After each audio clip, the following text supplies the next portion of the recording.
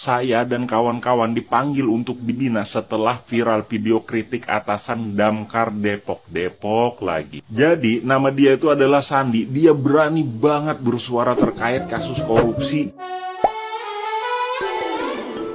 Hola netizen yang tercinta, petugas Damkar Depok Sandi Butar-Butar memenuhi pemanggilan oleh atasannya. Hal ini dalam rangka menjalani pembinaan dan diminta keterangan terkait video viral yang dibuatnya. Diketahui Sandi menjadi sorotan setelah membongkar sejumlah kerusakan alat tempatnya bekerja. Dia meminta kepada rekan-rekan kerja yang ikut terseret namanya untuk tidak perlu datang memenuhi panggilan atasannya tersebut. Menurutnya kesalahan itu biar ditanggungnya sendiri. Sebelumnya Sandi Butar-Butar viral setelah mengkritik dengan membuat video bergaya room tour memamerkan kerusakan sejumlah sarana prasarana di kantornya. Dia menunjukkan kerusakan gergaji mesin hingga rem tangan mobil unit pemadam kebakaran tidak berfungsi. Bahkan Sandi mengeluhkan lamanya respon perbaikan dari pimpinan Damkar Kota Depok.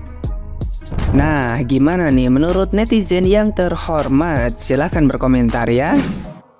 Laki-laki pemberani tadi namanya Sandi Butar-Butar dan dia bekerja sebagai damkar di Kota Depok. Video yang kalian lihat tadi beberapa hari lalu tuh viral dan itu menjadi pergunjingan banget ya, terutama di daerah Kota Depok dan sekarang tentu aja seluruh Indonesia gitu. Dan buntut dari video tadi, si Sandi dan kedua temannya yang membantu untuk merekam video tadi gitu ya, itu dipanggil tuh sama si kepala UPT-nya gitu. Dan setelah kejadian viral room tour alat-alat rusaknya damkar tadi, ada video viral lagi. Oke, jadi dilansir dari Info Depok bahwa ternyata tanggal 23 Juli lalu itu ada sebuah gereja di Depok yang kebakaran. Nah, menurut si Sandi ini sebenarnya gereja itu bisa saja diselamatkan tanpa harus terbakar kalau mobil dan alat-alat yang ada di dalamnya itu proper atau memadai begitu. Makanya dia bikin video lagi dan istilahnya dia kayak minta maaf gitu ke masyarakat, sekaligus mengungkapkan bahwa ya ini yang gue bicarakan gitu ya, kemarin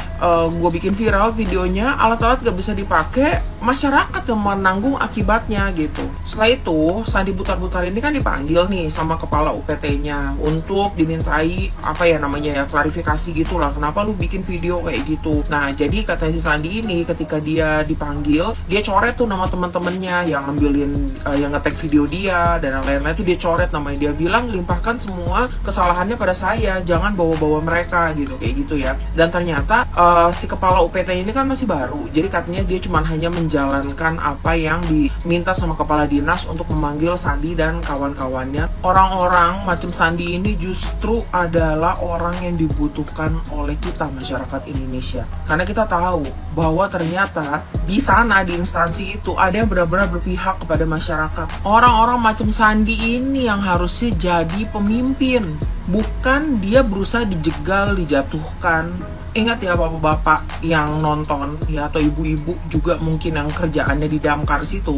Keberadaan damkar itu bukan cuma hanya menyelamatkan bangunan yang kebakaran, tapi nyawa manusia yang ada di dalam bangunan itu. Sampai hal sepele, kalau misalnya ada orang mungkin yang kepalanya kejepit di bangku atau apa gitu, kan biasa damkar yang coba untuk menyelamatkan mereka. Intinya tuh hal-hal kejadian-kejadian yang terjadi di sekitar kita itu tuh damkar tuh vital banget. Jadi gua rasa guys, kita sebagai netizen ini tuh layak viral banget karena apa? Menyangkut keselamatan kita sendiri. Jadi tolong speak up ya, supaya ini bisa nyampe ke kepala dinas atau orang-orang yang berpengaruh yang bisa melancarkan ya segala proses peremajaan kembali barang-barang yang ada di unit damkar tersebut. Karena kalau mobil, alat sedot atau apapun lah yang mereka butuhkan di damkar situ terpelihara dengan baik, tentunya ada chance atau kemungkinan yang lebih besar bahwa kita yang mungkin yang lagi terkena musibah kebakaran bisa ditolong lebih cepat, tidak ada banyak korban yang seperti itu. Jadi kita kawal terus Mas Andi ini, dan kalau misalnya kawan-kawannya terjegal juga kita coba kawal terus supaya dia bisa memperoleh keadilan gitu. Jadi netizen, biasalah kekuatan power of netizen gitu. Ini saat yang tepat guys. Nah, ini tuh lagi rame di sosial media soal abang-abang atau petugas pemadam kebakaran yang ada di Depok. Jadi sebenarnya cerita awalnya itu kenapa bisa rame tuh, awalnya dia menerima bantuan senso kalau gergaji mesin gitu dari warga yang membantu lah Jadi karena mungkin peralatannya kurang, jadi ada warga yang tergerak hatinya membantunya nih si abang ini, petugas damkar ini yang menerima itu. Akhirnya rame lah, biasa atasannya mungkin merasa kok seperti ini itu bla bla bla. Akhirnya karena kekurangan mungkin atau maintenance yang kurang baik, akhirnya adalah kebakaran gereja di daerah Depok. Sampai akhirnya kemarin nonton videonya dia nangis karena tidak maksimalnya peralatan yang mereka miliki. Sampai dia nangis bahwa harusnya kita bisa menyelamatkan gereja, harusnya kita bisa memadamkan api itu.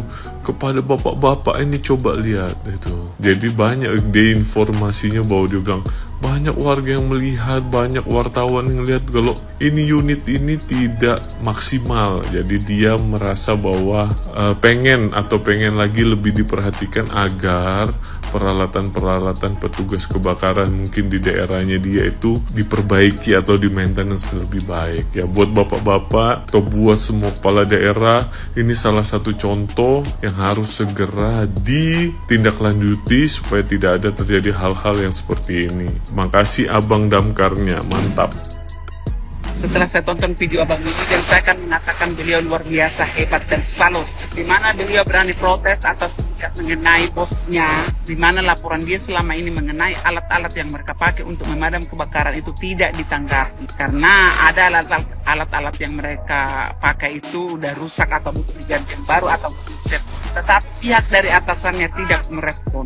Mungkin kalau dia laporan tertulis hanya selesai di atas meja kerja, untuk di atas meja kerja. Jadi saya selalu mengatakan terhadap abang ini, dan saya akan mengatakan kalau abang ini adalah tipikal orang yang mencintai pekerjaannya karena panggilan jiwa, bukan karena gaji, jabatan atau karir. Kalau karena gaji, karir dan jabatan, tidak mungkin dia berani protes atau speak up depan umum, karena itu berpengaruh terhadap staf dapurnya, karena bisa jadi dia akan dipecat. Tetapi dia mencintai pekerjaannya karena panggilan jiwa, sehingga dia berani meluapkan kekesalan yang ada, yang sudah dia pendam selama ini. Dia tidak peduli lagi dia mau dipecat kah, mau diapain, terserah. Pokoknya setidaknya dengan dia speak up akan ada perbaikan. Itu yang dia pikirkan. Jadi saya salut, Indonesia butuh orang seperti Anda yang mencintai pekerjaannya karena panggilan jiwanya. Tetapi di Indonesia ini banyak sekali orang, terutama pejabat, yang mencintai pekerjaannya karena gaji, jabatan, dan juga keluarganya. Sehingga mereka berani korupsi. Mereka berani korupsi. Coba dulu bayangkan